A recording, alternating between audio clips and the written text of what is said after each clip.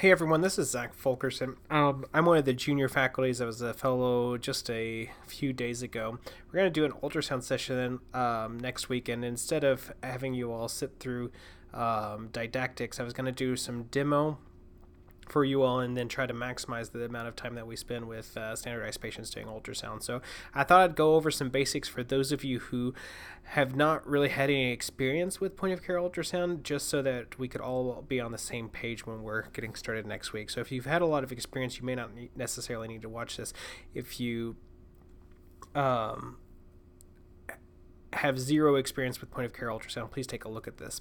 I don't have any disclosures, and let's get started. So let's talk about technique first. When you hold it, I want people to remember to hold it kind of like a pencil. The probe like a pencil. You're going to hold towards the bottom, not towards the top. I see a lot of people holding it towards the top and then hold it like a soda can or something else. You don't have a lot of dexterity when you grip it like a soda can. You really get a lot of dexterity and control when you hold it like a pencil towards the bottom of the probe. It helps even more if you put your palm on the patient. This is especially good with procedures, with cardiac exams, things like that. Probe looks something like this. This is a phased array probe. The indicator is on one side, and an indicator. This indicator is used to help orient yourself, the probe to the screen. So this always corresponds with an indicator on the screen. The near field is here, and this is stuff close to the ultrasound probe. Far field is here, and this is stuff far away. Now, how are you going to orient this? You're going to orient this transverse sections like this with the ultrasound probe marker over towards the patient's right or your left. If you're looking at the patient, it's going to be on your left or patient's right. And then the image would look something like this. If you're doing a coronal section or a sagittal section of your patient, such as this, in that case, you are going to hold the indicator up towards the patient's head. The reason we do this is so that if I'm looking at a still image, so here's a still image of a person's liver and kidney, I know that the indicator is here and up this direction is towards the patient's head, so I can even see a hint of diaphragm there. This is up towards the patient's head. This is down towards the patient's feet. So we do this so that we know, if we're just looking at an image in isolation, what we're looking at, how it's oriented to everything else in the body.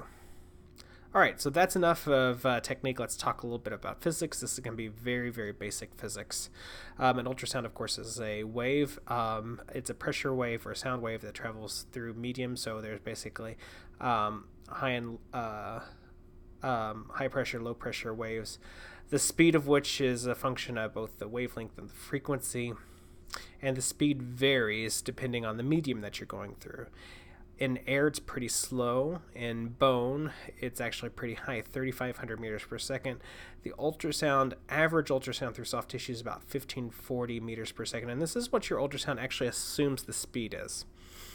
We're not actually sending a continuous wave. Typically, we're usually sending little pulses. So we send a pulse out, and then we listen for echoes back. Send a pulse out, listen for echoes back, and so the ultrasound actually spends most of its time listening. It interacts with the medium in a number of ways. So you send a pulse out, it interacts with different particles of different things in the medium. Here's an example. So part of it will get transmitted. Obviously, you're not going to reflect everything back, because then you wouldn't be able to see anything distal if you reflect everything back. Bone is an example of something that reflects most stuff back. That's why bone tends to shadow. We'll see that a little bit later. The tissue also absorbs some stuff, so anytime you do an ultrasound, you'll just imperceptibly increase the temperature of the tissue because of absorption. You can refract stuff. This tends to happen with small objects. You also get a lot of refraction off the side of vessels, the side of the gallbladder, bladder, things like that.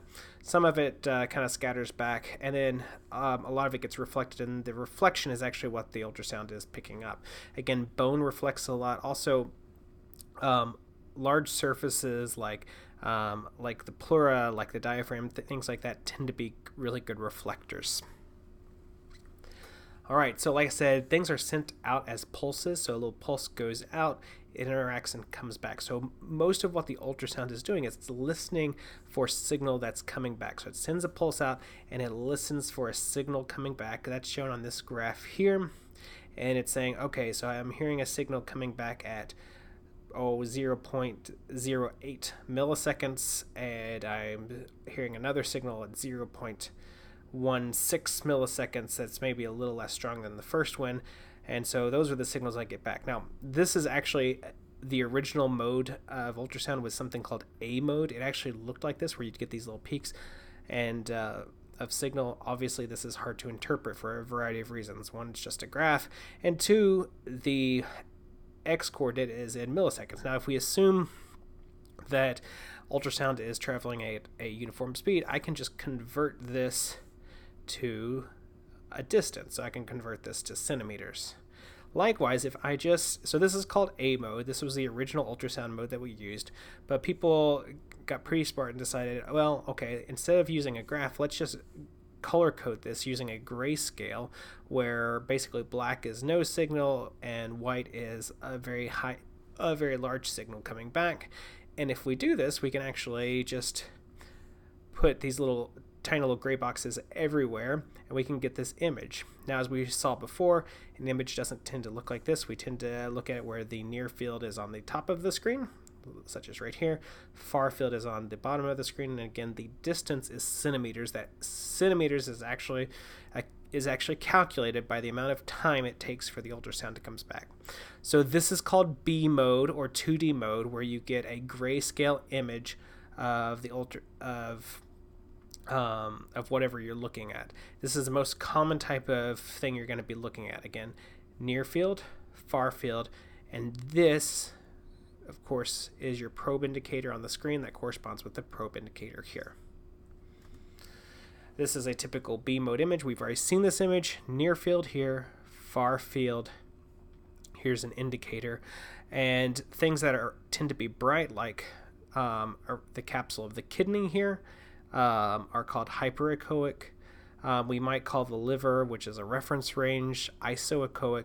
Things that are dark are going to be hypoechoic, so the cortex of the kidney as well as some of the pyramids, which are very vascular, are very hypoechoic. That's because there's a lot of blood, a lot of fluid in them. The pyramids actually tend to, there's a lot of fatty tissue towards the renal sinus. The renal sinus tends to be collapsed, so this tends to be hyperechoic. So this is a pretty normal looking kidney.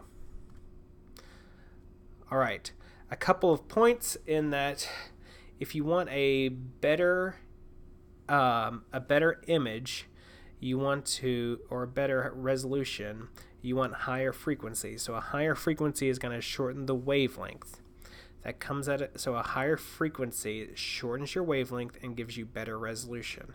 The trade-off of high frequency probes, even though you get a better image, is that since it's interacting with the tissue a lot more frequently, it loses a lot of energy as it transmits through the tissue, so the penetration is a lot worse. So a high frequency probe has good resolution, bad penetration.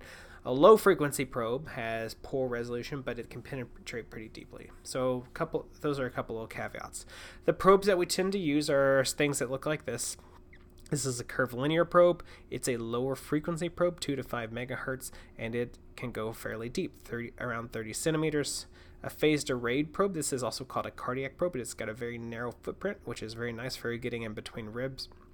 It's also fairly low frequency, 1 to 5 megahertz, and can go down to 30-35 centimeters. The linear probe, which is what you use for most like vascular access, like peripheral IVs, central lines, also nerve blocks, which we don't do a lot of in critical care. Those tend to be higher frequency because most of those structures are superficial and good resolution is useful. They tend to be about 6 to 13 megahertz, and they'll only go down to like 6 centimeters or so. The sweet spot of all of these is actually quite a bit lower. So a sweet spot for a phased array might be more of a 15 to 20 centimeter, and a sweet spot for this is probably going to be around 3 centimeters or so. All right, so that's some physics. Let's talk a little bit about artifacts. Artifacts are produced because the ultrasound is dumb and it makes some assumptions. So the key assumptions that the ultrasound makes is that the ultrasound beam goes in a relatively straight line, that it travels at constant speed. Again, it's assuming that it's traveling at 1,540 meters per second, and that the attenuation, that is the signal loss, is fairly uniform. So remember, some of the ultrasound gets absorbed, scattered, so as the ultrasound goes deeper into tissue, it gets attenuated, so that signal gets lost. Again, it's higher attenuation for higher frequency, low attenuation for low frequency. Here's an example of an artifact right here. I'll give you a second to see if you can figure out what this is. So this is a pleural line, and there is some lung sliding right here, and the artifact that we're seeing are actually this little horizontal line. They're called A lines, and this is a reverberation artifact. So we're looking at lung. Here's pleura. There's a rib right here, and what's actually happening is the ultrasound is traveling down from the skin to the pleura, and some of it travels all the way back to the ultrasound. That gives us the signal of the pleura, but sometimes some of that signal just starts to reverberate between these good reflectors. Again, the skin and the pleura are very good reflectors, like we talked about before, and so sometimes they'll just reflect back and forth. Well, as it's reflecting back and forth, it takes more time for the ultrasound to get back, or for the signal to get back to the probe, and so the probe, again, just assumes, since it's taking more time, assumes that it's deeper, so you get this thing called an A-line or a reverberation artifact. This is normal. This is normal lung. Akin to that, here is liver, and this is actually diaphragm. The diaphragm is a very good reflector, and so this is a mirroring artifact where a signal comes in here, reflects off of this diaphragm, hits a signal, comes back, reflects back, and goes back to the probe. And that's what it's shown here. Again, signal coming here, hitting a structure, coming back, and the ultrasound is dumb. It assumes that the signal is going in a straight line, so it produces this mirroring artifact down here behind the pleura. In reality, there's aerated lung behind the pleura, and so none of this stuff is there. So this is a mirroring artifact. Here's an example of something called shadowing or acoustic shadowing. This is a rib, something very calcified. A rib tends to reflect most of the signal back to the ultrasound, which means that there's very little signal that comes posterior. What this means is that you just get this big shadow. You tend to get this with bones. You tend to also get this with calcified gallstones. Again, here's the example. Things are reflecting back, and you just have this big shadow. So usually things that are calcified tend to have a lot of shadowing. The opposite of shadowing is something called acoustic enhancement. Here's an image of actually my bladder, and what you'll notice is right behind the bladder, it looks very, very bright. Again, the ultrasound assumes that the signal loss or the attenuation is relatively uniform. Well, in fluid, relatively clear fluid, you can see that this is actually anechoic. Very little signal is coming back to the ultrasound, which means that very little signal is actually getting lost, that it's all getting transmitted through the bladder. So what happens is anything that reflects from here back to the ultrasound has a lot of signal relative to this, so it looks brighter relative to the stuff on the side. So again, here's normal attenuation, and if you're going through fluid, you tend to get this acoustic enhancement just because you don't have absorption here where there's fluid. This is right here is an example of, let's see, I believe this is a gallbladder. We see posterior acoustic enhancement right here, and right here we have something called refraction, where signal is bouncing off, going to the side, bouncing here, going to the side, and so we have almost a shadowing to each of the side of this. What's interesting is you can actually get refraction, so it can produce this edge shadow, but refraction can also actually duplicate a structure. So this is an aortic valve. Right here's an aortic valve, and signal that's actually refracting off can actually make the aortic valve appear to be in duplicate. So it can actually, refraction can cause this shadowing. It can also kind of duplicate signals. All right, and that's it for artifacts. We're going to move on to vascular access. I'm not going to talk a whole lot about this because probably a lot of you have done vascular access before. Our most common lines are internal jugulars, or IJs, as well as subclavians. Subclavians have actually become, ultrasound-guided subclavians have actually become my favorite line to do, my go-to line to do. I actually find them fairly simple to do. The clavicle is actually nice in terms of it gives the skin doesn't move so much, because I think the clavicle keeps tissue kind of in place a little bit, and I think it's more clean and more comfortable for patients. In fact, that 3 sites study, if you haven't looked at it, suggested that line infections are less frequent for subclavians than they are for IJs. Anytime that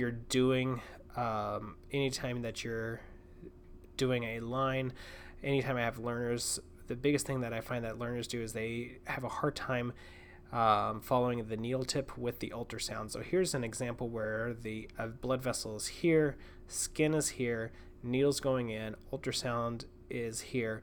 The ultrasound image is shown here. So here I've got like an IJ and a carotid off to the side. And as the person, what a lot of people will do is they'll just ram the needle in and backwall things, and they won't move the ultrasound with their needle. And so they'll see this needle tip up here, and they're saying, oh, I'm right on top of the vessel, I'm right on top of the vessel, when in reality they're looking at the middle of their needle and their needle tip is far behind. What I always tell my residents to do is to walk the needle down. So I tell my residents, just put the needle in until you see it on your screen, and then move the ultrasound down until the needle disappears, and then advance your needle a little bit further until it reappears on your screen, and you're just walking it down. And you keep doing this, moving the ultrasound, moving the needle, and you get closer and closer to your vessel until finally you're inside the vessel. And if you do this, as I tell people, you'll never let your needle get away from you. Every time I do this and thread my wire, I always go back and double check it to make sure that the wire is actually inside the vessel that I want. Before I dilate, I always make sure the wire is inside the vein, not the artery, just so that I know that I'm not dilating something that I should not be dilating. Again, subclavians, here's a video or an image that kind of shows the subclavian. So here's an ultrasound. The probe indicator is up towards the patient's head. That's shown here. Here's the subclavian vein. Here's the subclavian artery. There is pleura right here. So pleura is actually rather close to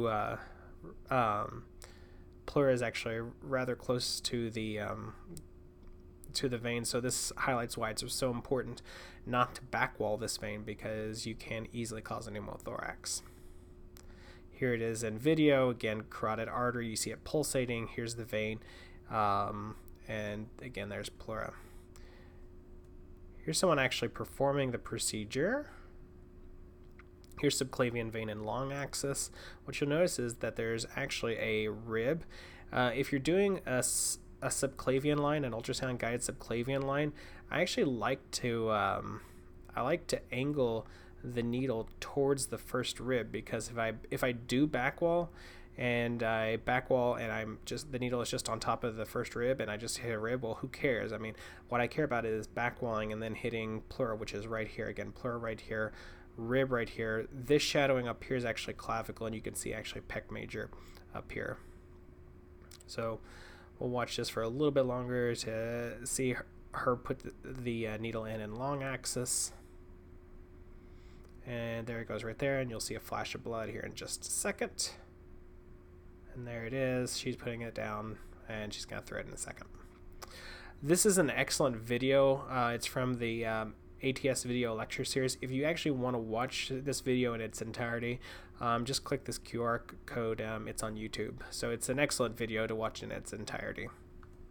All right, let's talk a little bit about vascular in terms of DVT assessment. When we're doing a DVT assessment, we're going to, again, position the probe so that the indicator is over on the patient's right side.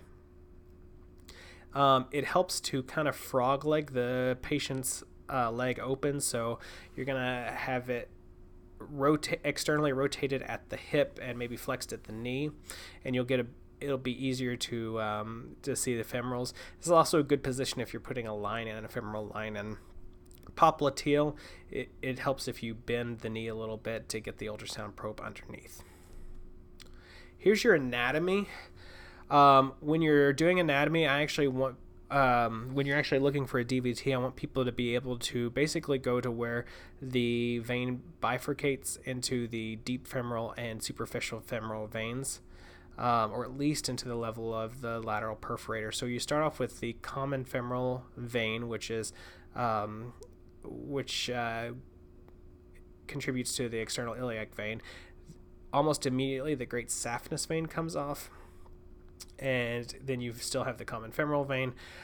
Once the artery bifurcates into the superficial and deep, there's something called a lateral perforator. You'll see that coming off to the lateral side. So saphenous comes off medial, lateral perforator comes off lateral, and then finally you'll see the vein itself bifurcate into deep and superficial. If you do compression here, all the way down to where it bifurcates and to the popliteal, you'll catch almost all DVTs, at least meaningful ones. It can really help you if you're if it's overnight and you can't get a formal Doppler until the morning. Here's what it looks like in cartoon form. Again, up here you have the common femoral that's just medial to the common femoral artery, so common femoral vein, common femoral artery. First thing that comes off medially, so medially here is the great saphenous vein, so it's kind of superficial and medial. I would compress here to make sure it's compressible. Once the artery bifurcates into the superficial femoral artery and the deep femoral artery, you'll see a lateral perforator here, so it's another good place to bifurcate. Finally, you'll see this split into the superficial and deep femoral veins. Compress here, make sure it's compressible, and then go behind the knee, get the popliteal vein. My mnemonic for the popliteal vein is that the pop's on top, but again, your artery is going to be deep and pulsatile, your vein is going to be non-pulsatile and compressible. All right, here's an example of compressing the common femoral right here. So here's the femoral vein, here's the femoral artery. Here we are where the saphenous comes off. You can barely see it right there.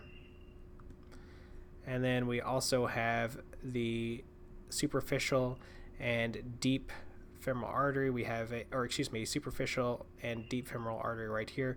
This right here is that lateral perforator that I was talking about. So here's superficial femoral artery, here's deep femoral artery, here's femoral vein, and here's that lateral perforator that I was telling you coming off. And then finally, we have just about where it bifurcates. You can't quite, it's a little bit difficult to see there. Here's what a clot actually looks like. Whoops. So you'll see it's echogenic and it doesn't compress. You might see something that looks like this occasionally that's non-compressible. It's easy to confuse this with a lymph node. So if you go up and down, you should, if it's a vein, you should see the vein continue on. If it's a lymph node, it should stop. If you turn it sideways, you can sometimes see calcifications, and you can see more of the lymph node structure. So that can help you with distinguishing a clot in a vein from a lymph node. And you'll see lymph nodes, obviously, inguinal lymph nodes from time to time. Now, if you're really fancy and you're trying to figure out if someone has a really proximal clot, like an iliac clot, you could put something called spectral Doppler on the vein. And what you're looking for is you're looking for whether there's respiratory variation, which is shown here, or no respiratory variation, which is shown here. Normally you have respiratory variation because as you breathe in, your intrathoracic pressure goes down, and you have more blood flow going up towards the chest. If you have an occlusion, like in the iliac, an iliac thrombosis, that pressure difference doesn't get transmitted, so you just have this flat line. So if you're really worried about that, you could potentially do that, though I'd probably save it for the echo text, or for the Doppler text. All right, let's move on to lung and pleura. Lung and pleura is a little bit different because we're not really looking so much at structure and trying to interpret structure. We're looking at artifacts. So these are B-line artifacts, which we'll talk about. Here's something called lung point, which we'll talk about later. Again, we're just trying to interpret artifact, not actual structure. So what a lung normally looks like or excuse me, before we get on to what a lung normally looks like, the probes that we're going to use are a linear probe for pleura. So pleura is pretty superficial, so we want a linear probe for that. And if we're wanting to look at consolidation, effusions, or B-lines, I'll tell you what B-lines are in a second. We're going to use more of a phased array probe because we want to see deeper. All right, so the artifacts that we're going to see, this is pretty normal. A normal lung, we have sub-Q here, we have pleural line, we actually have pleural and parietal, parietal and visceral pleura rubbing against each other, and then everything past that is an artifact. It's just a reverberation artifact. These are called A-lines. This is a normal ultrasound. Now, if I look at this line right here across time, I can get something that looks like this, where we're looking at this particular line with the x-axis being time in seconds, the y-axis being depth. All this sub-Q up here and muscle up here is just going to look like a straight line, and this glistening down here at the bottom is going to look like kind of a sandy beach sort of thing. That's normal. Here's a normal M mode, and then again, A-lines with lung sliding is normal lung. Contrast that to absent lung sliding. We still have A-lines here, but there's no glistening, there's no sliding at the pleural boundary, so the visceral and parietal pleura aren't rubbing against each other. You see these in people with pneumothorax. In fact, that's probably the first thing that you can think of. If someone's right main stemmed, or if they've had a pleurodesis in the past, you might also see this. People with really bad emphysema, like bullous emphysema, their lungs don't often move all that much, so it can be very difficult to actually see lung sliding. So someone with really bad emphysema, you actually might see this, something that looks like this as well. If we do an M mode across this, rather than that sandy beach sign, we just see these horizontal lines. Again, the x-axis is time in seconds, and then the y-axis is depth. Here's a pneumothorax. Let me just play it real quick. So pneumothorax, this is a lung point, so we have lung sliding here, we have absent lung sliding here. This is what it looks like on M mode. So again, lung sliding, absent lung sliding. There's nothing in the world that'll cause this other than a pneumothorax, and this is called lung point. And literally what it is we're literally putting the ultrasound probe and finding that point where the lung comes off of the pleura. Here's another example, or where the lung comes off of the parietal pleura. So we're literally looking like right at this interface. That's what lung point is. Here's another example, sliding, no sliding. All right. The next pattern that we're going to look at is something called B-lines. B-lines are these vertical kind of fan-shaped lines that tend to go back and forth. They obliterate all the A-lines. We tend to see them most commonly with pulmonary edema, but you can also see it with pneumonia, ARDS, and a few other things. If you see this bilaterally, be thinking pulmonary edema or ARDS. I'll often diurese and actively see these A or B lines reduce as I'm diuresing someone, and can use that to help guide my diuretic. Here's a little schematic of what A lines, this is normal, look like, and what B lines look like. So again, we've got sub-Q, muscle, rib. A lines are these horizontal lines. B lines are these vertical fan-looking things that are kind of going back and forth. Normal, abnormal. Consolidation will look like this. We call this hepatization. This is if you can see through lung, so I can actually see all the way down to spine here. If you can see through lung, that is not normal. This looks so abnormal. It looks like liver. These little bright white things here are actually called air bronchograms, dynamic air bronchograms. So imagine, think of it just like a little air interface that's kind of causing this little white reflection. Remember, when you have differences in medium, you reflect a lot of ultrasound back. So that's an air bronchogram. The white stuff, the black stuff are blood vessels. You tend to look, if you're doing a complete exam, you tend to look in 4 different places on each chest. Anterior, a little bit more lateral, a little bit more to the side, and then finally in the posterior section. And the posterior lateral region is where we tend to look for consolidation as well as effusions. This is normal right here. You'll notice that the aerated lung comes in and completely obliterates the liver. That's because ultrasound doesn't really pass through air, so you don't see anything. This is called the curtain sign. That's normal. Abnormal would be something that looks like this. You see a little effusion. Here's diaphragm, and you see it opening up and then becoming atelectatic during expiration, opening up during inspiration. Here's another example, effusion. Here's the lung flap. This would be a nice target to do a thoracentesis. And then finally, we see some consolidation again, and we see some of these air bronchograms that we talked about before. I'm not going to talk about this much, but it would be worth looking at the Blue protocol. This is a study that was done several years ago that used this protocol to basically try to diagnose things like pulmonary edema, pulmonary embolism, pneumonia, COPD, asthma. It's worth a read, a look if you haven't done so already. And it basically uses all of these different profiles, B lines, A lines, consolidation, to try to figure out what the underlying etiology is. All right, that's enough for lung. Let's get on to cardiac. The basic views that we're going to be talking about are parasternal long, parasternal short, subcostal, apical 4, and IVC, and we'll go through these all one at a time. The long axis of the heart sits obliquely in the chest with the apex down here. The base of the heart is actually up here, so it's a cone that's upside down. Long axis is this way, short axis is this way.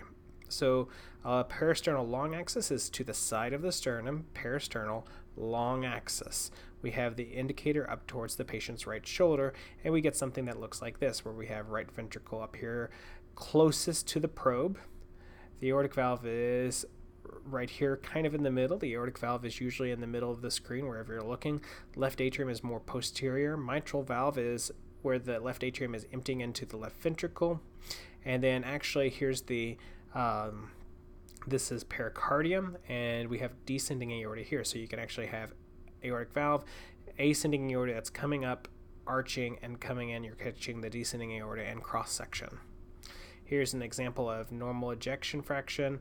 Again, left ventricle, mitral valve, aortic valve, right ventricle. This is fairly good ejection fraction. The walls are fairly thick, and this person probably has some degree of diastolic dysfunction, though I can't say that just based on this alone.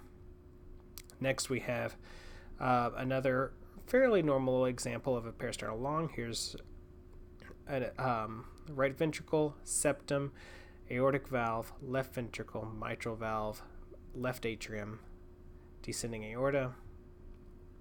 Another example, right ventricle, left ventricle, aortic valve, mitral valve, descending aorta. Here's an example of a low ejection fraction. So left ventricle, mitral valve, aortic valve. Here's the descending aorta. Here's the pericardium. Here's an example of someone who actually had a trauma, so that they actually had a hemopericardium. Right ventricle that's collapsing under the pressure of the bleeding. Left ventricle that's hyperdynamic. Mitral valve and aortic valve. Notice that the pericardial effusion is coming, the bleed is actually coming behind and going in front of the descending aorta. That helps to distinguish blood here from pleural fluid. Pleural fluid would tend to come beside the aortic valve. This is coming in front of the aortic valve. And then here's someone who actually had a dissection. Here's descending aorta. You can actually see the dissection in the aorta, mitral valve, and then most of the left ventricle is out of view. All right, so if we want to go from parasternal long to parasternal short, all we do is make a 90-degree turn just like this, and we try to cut across the middle of the left ventricle. So here's that parasternal long. If we're cutting all across the middle of the ventricle, then we're going to get where there are papillary muscles here. Here's the left ventricle, and again, anterior is the right ventricle. And again, those are the papillary muscles. They're not thrombi. Here's the septum right here. Here's some examples. Here's that guy with the thick myocardium, probably some diastolic dysfunction. You can see papillary muscles here. Actually, they're kind of giving away to chordae here. Here's the right ventricle. The right ventricle should look like a crescent moon and very small compared to the left ventricle. Here's an example of a reduced ejection fraction. Here's the mitral valve. We're at the level of the mitral valve rather than the level of the papillary muscles. The mitral valve is very posterior, tends to look like a fish mouth. Here's the right ventricle that is dilated, but not disproportionately dilated compared to the left ventricle. This person probably has some biventricular failure, dilated cardiomyopathy. Here's someone with pressure overload. So the right ventricle is here. It's massive. The left ventricle, the septum has a D shape that's kind of going in towards the left ventricle. So this person is probably rather sick and possibly going into shock. This person in particular had a clot. We talked about thrombi before. This person actually had a clot. It was diagnosed with a pulmonary embolism and got lytics. They were in massive pulmonary embolism. Here's that person with the bleed, with the pericardial effusion or the pericardial blood. Notice it extending all the way around. And so that's it for parasternal. So if we want to go from parasternal to the next view is apical 4. To get to apical 4, we know that the long axis is this way. We've got our probe oriented in the short axis. So what we do is we just slide down that long axis and we angle it up so the indicator's up towards the patient's axilla. We're angling it more of like a 45-degree angle, and we're trying to get the right ventricle over on the left side of the screen, left ventricle on the right side of the screen, and we're trying to get all 4 chambers here. Here's left ventricle, right ventricle, mitral valve, tricuspid valve. Left ventricle, right ventricle, mitral valve, tricuspid valve, left atrium, right atrium. Here's another example. Left ventricle, right ventricle, mitral valve, tricuspid valve, left atrium, right atrium. So the left is on the right side of the screen and vice versa. Here's that person who had the pulmonary embolism again. This was a little bit of an off-axis view. You'll notice that things are oriented a little obliquely on this view. So this person, we couldn't quite get a view at the apex, and so this is a little bit off-axis. It almost looks like a subxiphoid view. And here's just a fun picture of someone with an atrial myxoma. You can actually see it hanging off the stalk right here. So again, left ventricle, left atrium, right atrium, myxoma, right ventricle. There's the tricuspid valve. There's the you can barely see the mitral valve right there. All right, subxiphoid view. If we move from the apex medially and really dig under the xiphoid process, you'll go through the liver and you'll see the right ventricle, right atrium, left ventricle. Here's an example. Again, liver, right ventricle, right atrium, left ventricle. 4 chambers. This is just like what we saw before, except it's more of an oblique view of the heart. This is often either the easiest view you're going to get or the hardest view that you're going to get. And some people who have a lot of bowel gas or ascites, it's just really hard to get under the xiphoid process to where you can actually get a good view. But some people, this is just incredibly easy. Liver, right ventricle, right ventricle, right atrium, left ventricle, left atrium, which you can not really see on this one.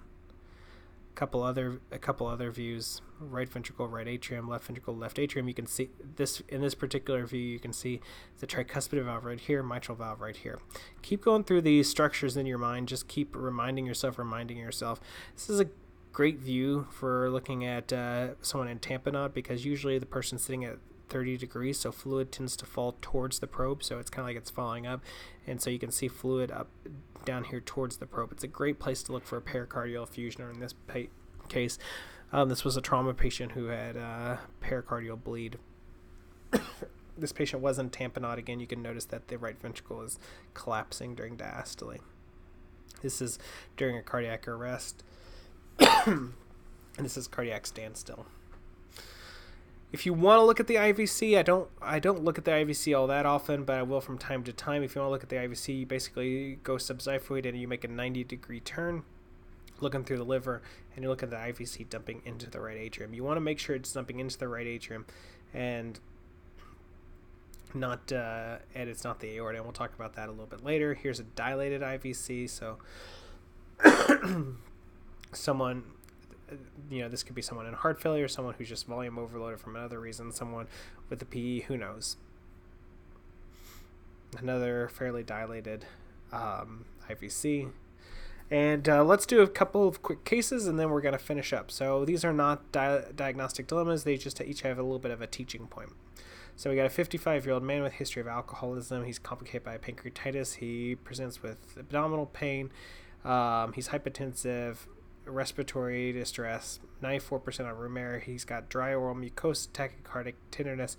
He's given 3 liters. He's starting to drop his sats, and you're trying to decide whether or not to give him more fluid. On your bedside exam, you see this and this. So what we're seeing right here is we're seeing a hyperdynamic left ventricle. So if you remember, this is a parasternal long axis view, left ventricle, right ventricle, aortic valve, mitral valve, and this is a collapsible IVC. So this is someone who would probably be, this is someone whose body is kind of begging for a little bit more fluid. They're probably very, very dry. And so what we want to talk about is honestly assessing global cardiac function as well as fluid responsiveness in this particular case. Estimating systolic function, the way you're going to do it is the eyeball method. The way you get good at the eyeball method is you just keep doing it over and over and over and over and over again. In Cerner, you can actually open up and look at all of the echoes that were formerly done so that you can get used to formal reads and kind of eyeballing them. We're not going to talk about fractional shortening. We'll talk a little bit about this thing called mitral valve E-point septal separation. And we'll talk a little bit about Simpson method, but really you're not going to use these that much. You're mostly going to use the eyeball method. So again, here's a hyperdynamic heart. Notice that the ventricular walls are coming in and pretty much touching each other. This is a fairly normal systolic function. The mitral valve, the anterior leaflet of the mitral valves flopping up forward. That suggests that you've got good systolic excursion and good relaxation. Here's a little bit of a reduced EF. Notice that you're not squeezing quite as vigorously. The mitral valve's not really moving quite up and touching. It's not touching the septum like it was in this particular case. And of course, here's an example of a dilated cardiomyopathy, someone who's in end-stage heart failure. To get that E-point septal separation, you're going to start in B mode, and you're going to change over to M mode. To do that, you're going to click this M mode button. You'll put that across the mitral valve, and you'll get something that looks like this. Here's the E-point. So this is basically the mitral valve opening during early diastole. So that's why it's called the E-point. This is called the A-point down here. This is for atrial kick. So E-point for early, A-point for atrial kick. What you're doing is you're actually measuring the distance between the mitral valve, the E-point, and the septum. That's why it's called E-point septal separation, or EPSS. Normal is less than 5 millimeters, so it should be either touching or less than 5 millimeters from the septum. If the mitral valve's not getting close to that and more than 7 millimeters, that's a reduced EF usually, and if it's more than 18, that's a very reduced EF. Limitations: mitral stenosis, mitral calcification, and aortic insufficiency can all lead to can all cause the mitral valve not to move all that well, and can cause you to inappropriately assume that your patient has a low EF when in fact it may be preserved, and you may have a different etiology for the mitral valve not moving. So those are some limitations.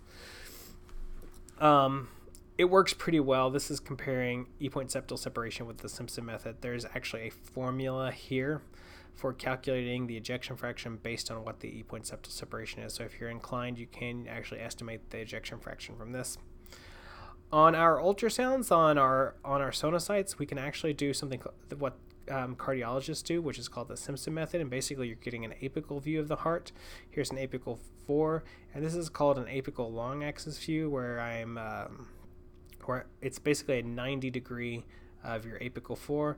And what you do is you record this, you do some measurements where you're measuring the LV volume, and you measure the LV volume on your apical 4, your apical 2 in systole, that's with this S, and diastole. And then when you do that, it'll actually spit out this ejection fraction. So you can actually do this on the sonocytes. I would encourage you to play with that. It's under the cardiology calculator. So anyone who wants to learn how to do this, I'd be happy to show you. So that's all for ejection fraction. IVC, I don't look at the IVC as much as I used to. It does correlate loosely with CVP, not great. So if it's small and it collapses completely during inspiration, this is someone who's spontaneously breathing. CVP is really low, whereas if it's greater than 2.5 centimeters and there's no respiratory variation, your CVP might be greater than 20. I don't look at IVCs in isolation ever, and I don't look at them as much as I used to. If it's really small and completely collapsible, I'll often give someone fluid. If it's like this, I may not, but I don't. The way I think about this, if it's really small and totally collapsible, they've got probably got room in their tank to give them a little bit more fluid. I think if it's large, it's less helpful in isolation. You need to use some other information, either clinical status or other views of the heart to try to figure out their volume status. Here are some different views. So here's a normal kind of collapsible IVC. Here is a non-collapsible IVC. It's about 2 centimeters. So this would be maybe in the, correlating to 10, 15 millimeters of mercury in terms of CVP. Here's an M mode of collapsibility, so we can actually measure the degree of collapsibility. But you have to be careful with it. So here's someone looking at an initial look of the IVC makes you think that it's collapsible, but notice here that this hepatic vein, I'm going to play this again, that this hepatic vein is kind of coming in and out of view. So this person's just not holding the probe steady, and they're going in and out of plane. So your probe can really easily go in and out of plane, which is why I actually put my palm of my hand on the patient so that my movements of my ultrasound, when the patient breathes, my hand is moving with the patient and not in now. Also, you have to be careful that you're only using IVC collapsibility in someone who's spontaneously breathing. And if you've got like abnormal interthoracic or interabdominal pressures, like someone with abdominal compartment syndrome, you might have a collapsible IVC, but fluid may be the total wrong thing to do, especially in abdominal compartment syndrome. So there are a lot of limitations of IVC. That's why I've kind of shied away from using it in the past years.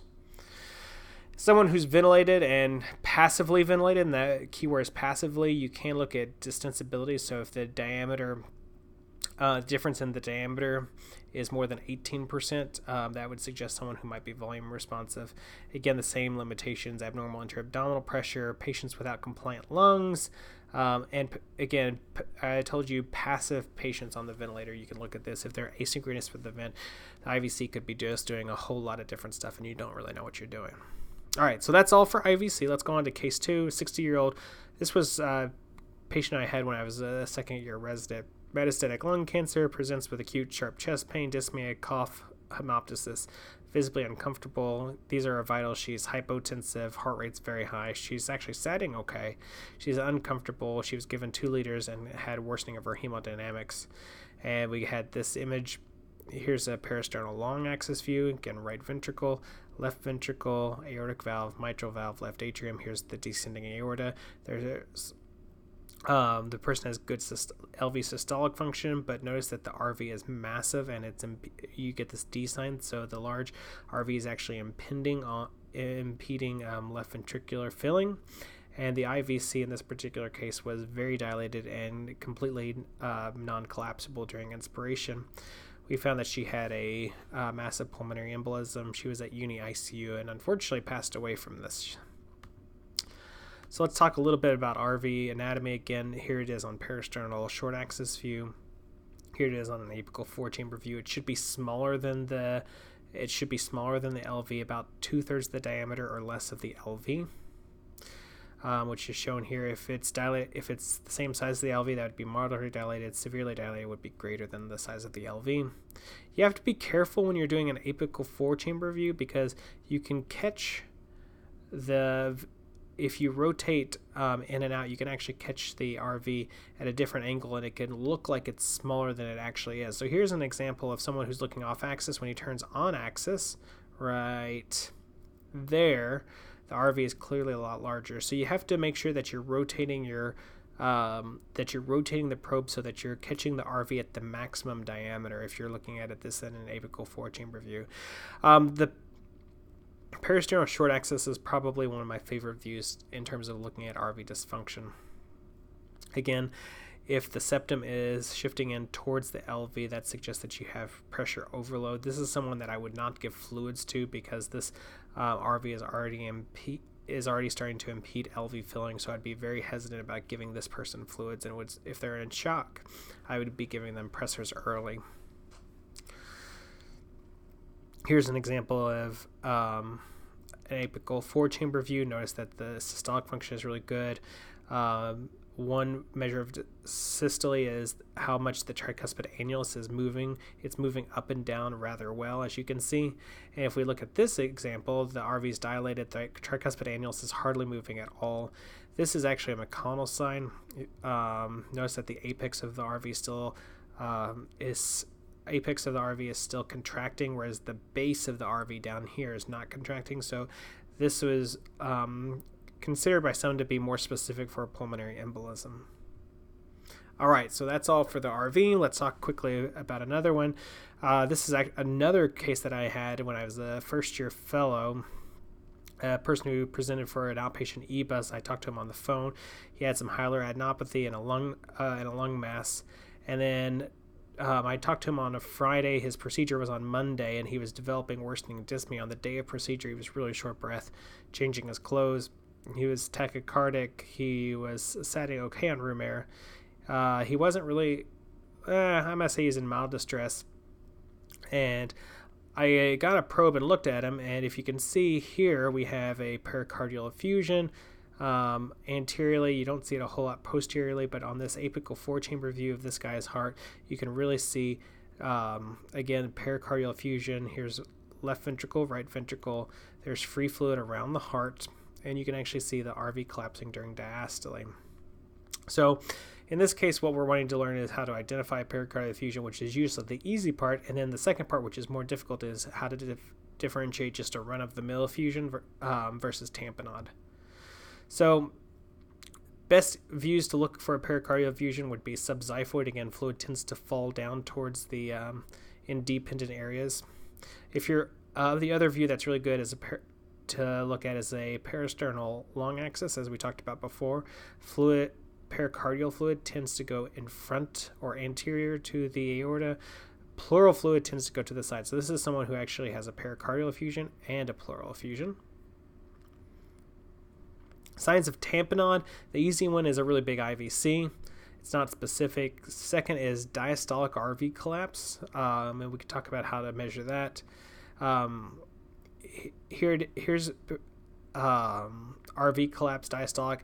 Visually, I just kind of imagine, I always think this looks kind of like an invisible guy jumping on a trampoline. You'll notice there's like this double bounce of the RV, where there's normally kind of a single squeeze during systole. If you're really savvy, you could do this thing called, you could do it in mode across like either the aortic valve or the mitral valve, because you know what these valves are doing during diastole. So for instance, during diastole, the aortic valve is closed. So here it's open, here closed, open, closed, open, closed.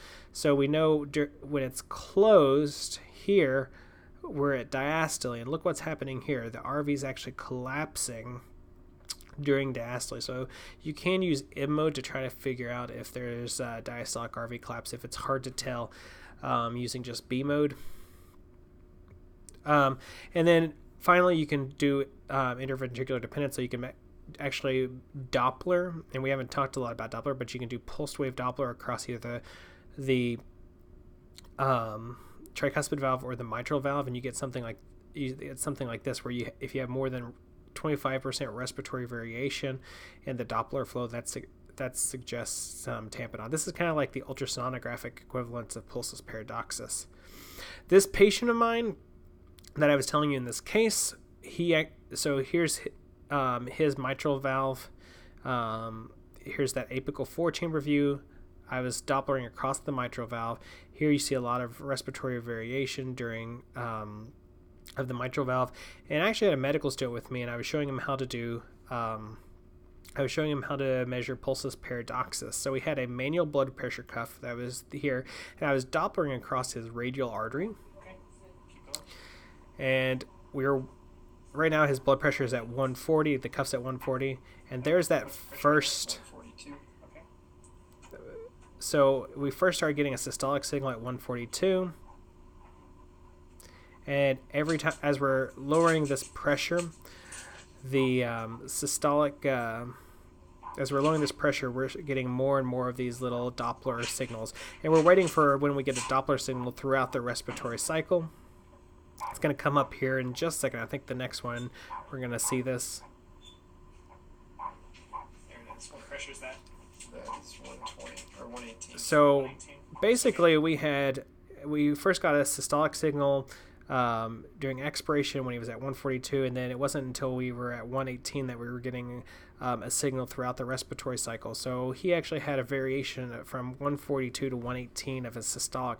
It's really important. This is also really important because I've also noticed that the non-invasive blood pressure cuffs, the automatic ones, will not pick up the low blood pressures. They don't really know what to do when people's blood pressure is changing so much during the respiratory cycle. So here's an example of measuring pulsus paradoxus with an ultrasound. I was going to do some practice questions, but for the sake of time, I'm not going to do it in this video. I will send this PowerPoint to everyone so that you all can have access to it. I hope this is helpful, and we'll do some demo and we'll do some hands-on stuff on Monday. Thanks, everyone.